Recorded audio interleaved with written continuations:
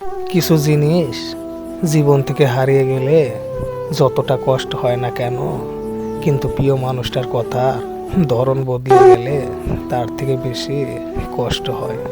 একটা সময় আমি ভেবেছিলাম যে মানুষটাকে না পেয়ে পাওয়ার পর হয়তো আমার জীবনে কষ্টটা হয়তো কমে যাবে, কিন্তু সেই মানুষটাই বুঝিয়ে দিল সবাই ভালোবাসার যোগ্য হয় না। জীবনে প্রিয় মানুষটা হারিয়ে ফেলেছো বলে কষ্ট পেও না। যে মানুষটা ভালোবাসার মূল্য বোঝে না, সে মানুষটা সময়ের মূল্য আর কি বুঝবে। অভিমান তুমি তার উপর করো যে তোমার রাগ ভাঙাবে, ভালো তুমি তাকেই বাসো হাজার অপমান করার পরও লাভ করবে। যে মানুষটা জীবন থেকে হারিয়ে যায় তার প্রতি ভালোবাসা না হারিয়ে গেলেও তার প্রতি দায়িত্ব অবশ্যই হারিয়ে যায়।